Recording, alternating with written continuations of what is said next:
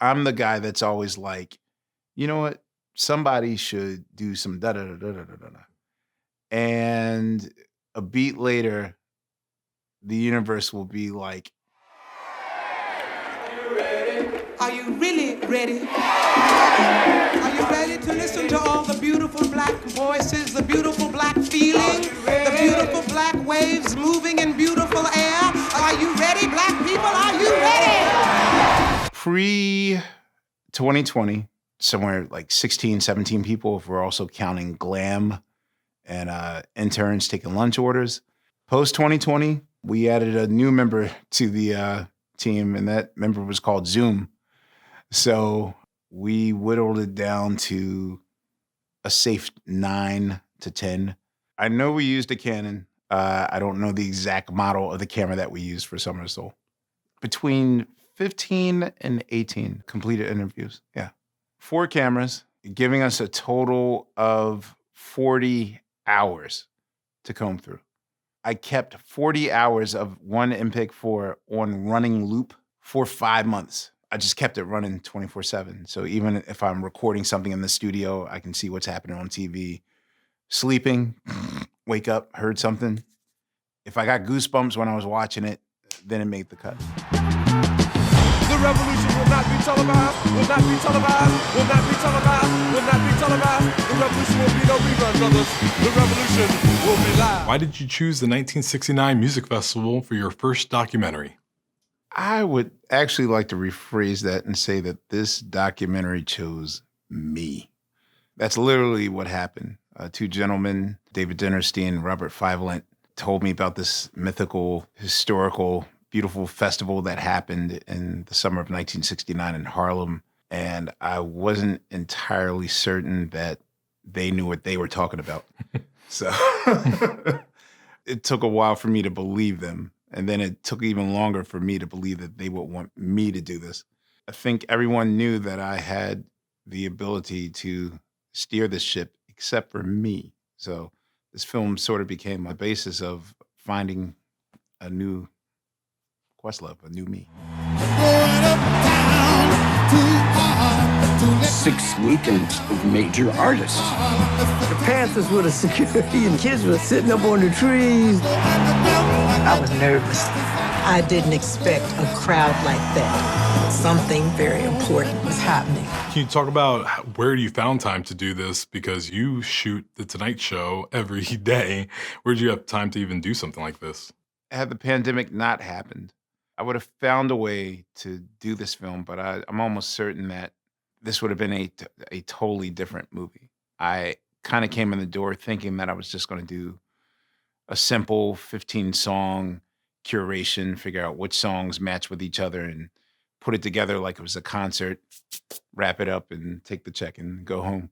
With the pandemic happening and my world coming to a complete grind, that gave me a lot of time on the farm that I was quarantining on to really, really think about the story that I wanted to tell. The styles were changing.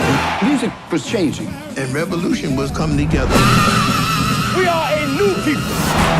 We are a beautiful people. That concert took my life from black and white into color. How long is the first cut of this movie? Because I assume there were parts you had to like part with. First of all, there's 40 hours to choose from between those 4 cameras. And to know me is to know that my rabbit holes have meta references.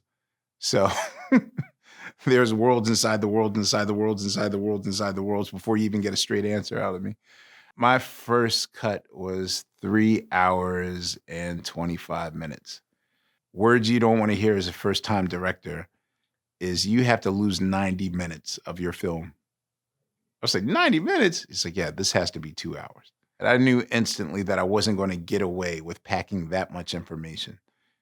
If it were left up to me, the film would probably be way past the Ben-Hur credits. Like it could have been, it would have probably been like 5 hours and 10 minutes, like that gargantuan. We wanted progress. We are black people and we should be proud of this. We were coming together to say this was our world and how beautiful it was. What's that piece of footage that we see in the film that you feel really encapsulates what you feel this film is really all about? This film is all emotion, all gut, like all of your chakras. Some people have told me how much Marilyn McCoo really getting real with the struggle that the Fifth Dimension felt to sort of serve two gods, to be a pop group, but also to let Black people know that, you know, we have feelings too, and we want your love and your acceptance as well. Sometimes we were called the Black group with the white sound. We didn't like that. We happen to be artists who are Black, and our voices sound the way they sound. And how do you color? That used to be one of our questions. How do you color a sound? Performance-wise, it's really hard to beat the summit meeting of Mavis Staples and Mahalia Jackson, the passing of the torch when they sing Precious Lord.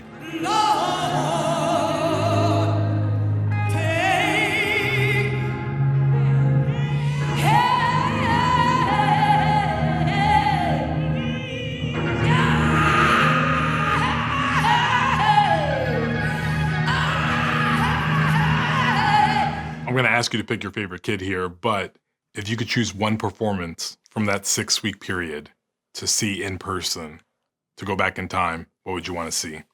I will give Sly and the Family Stone the advantage only because I know that this performance of theirs is just a rehearsal for what's going to happen in 10 days, which is them performing at Woodstock.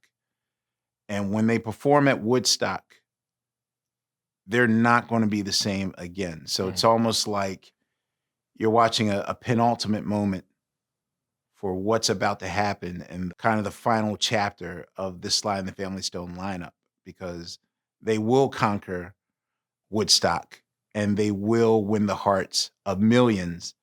All they have to do is just wrap it up in a bow and deliver that follow-up record that's really going to make them gods. And instead, they do the exact opposite.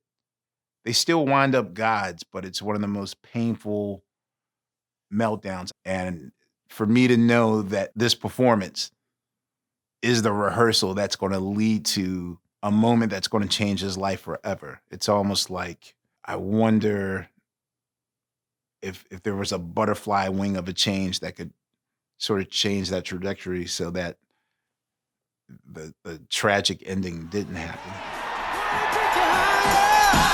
We believed in what we felt in here. So when we went up, let's go do it.